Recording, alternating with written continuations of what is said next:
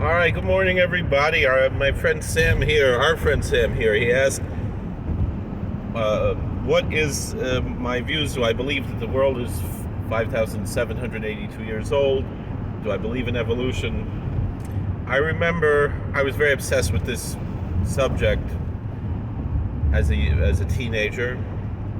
I was a big fan of Victor Miller, and even Rabbi Miller, who often would criticize other religions, particularly criticize Christianity, while being supportive of religious Christians and the ethics and morals and family values that we share with them in a large part. One of the things that he encouraged people to read was Christian tracts about evolution. He was a young Earth creationist, and very much embraced a lot of like the Ken Ham type of things.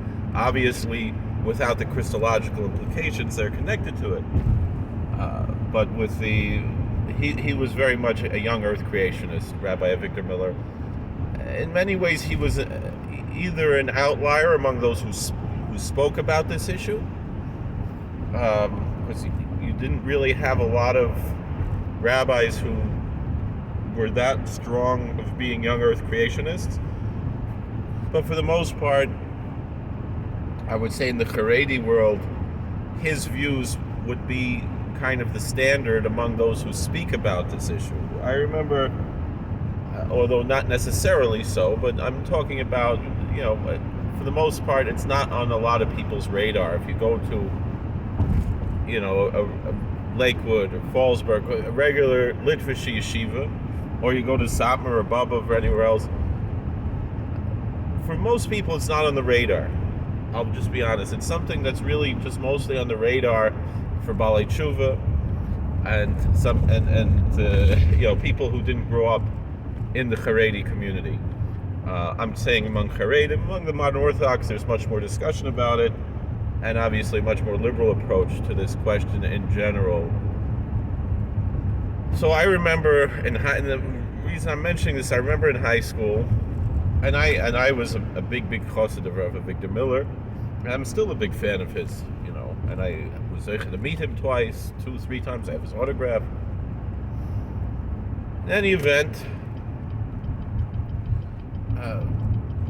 so I remember in high school, I asked Rabbi Weinberger once. I got up the courage to ask Rabbi Weinberger what are his views on this subject. What does he believe about evolution, creation, this, that, and then his answer was, why do you need to know what Moshe Weinberger has to say about evolution, creation, or anything?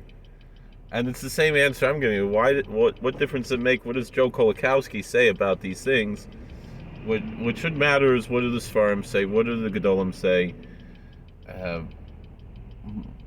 What are the things that we believe that both what are the typical beliefs that are embraced in our communities, and what do the Sfarim talk and say about these things? The main thing is it really doesn't matter that much. What matters is, did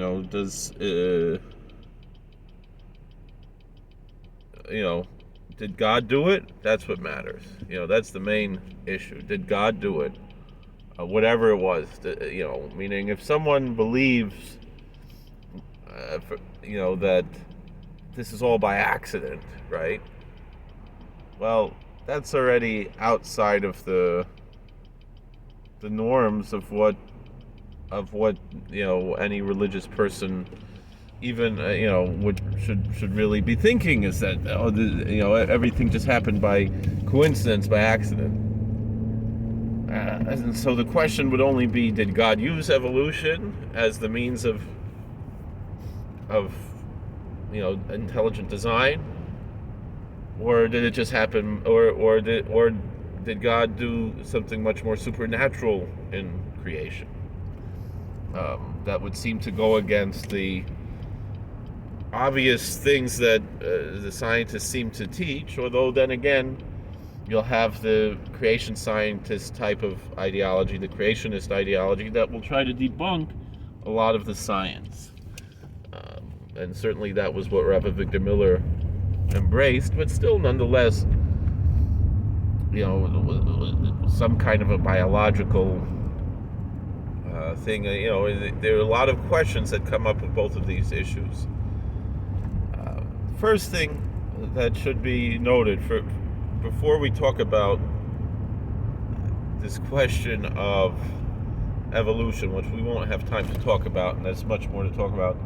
The basic thing is that it's generally understood that when we say 5,782 years, and that Rosh Hashanah was the anniversary, it was not the anniversary of the first day of creation.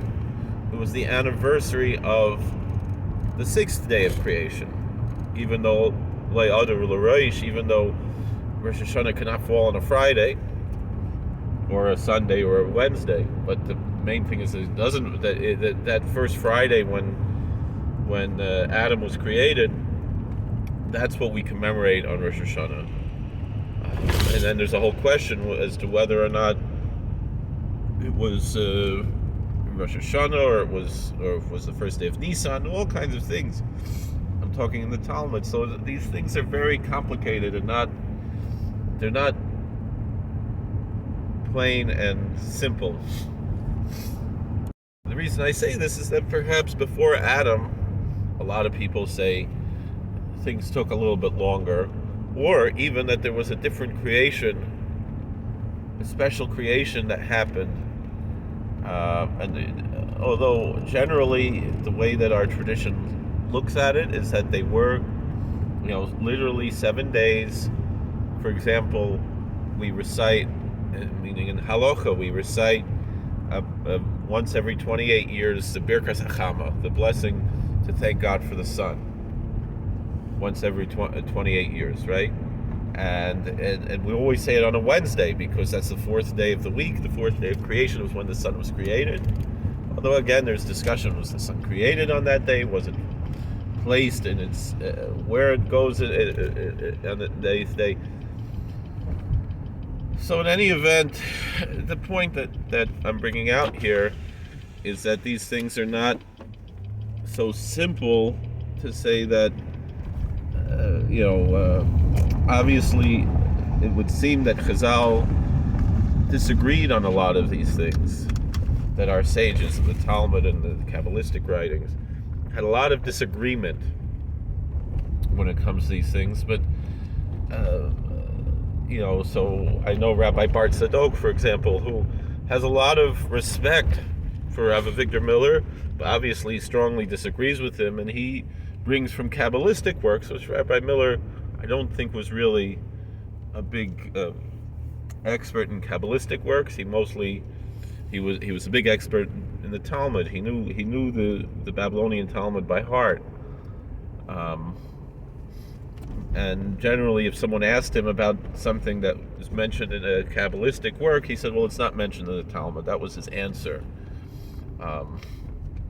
If someone asked him about a dibuk or something, and he said, "Well, it's not mentioned in the Babylonian Talmud." That type of thing. So it's not mentioned in the Jerusalem Talmud either. In any event, although the term, it's a different thing. So the point is that there are many different views about this question, and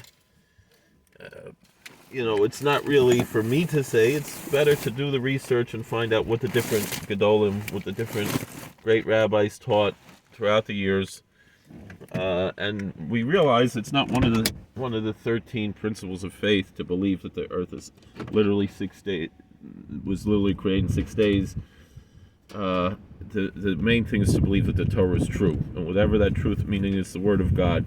And if it means to teach us something deeper, that's a different story. We'll talk about it later. God bless. Please like, share, and subscribe.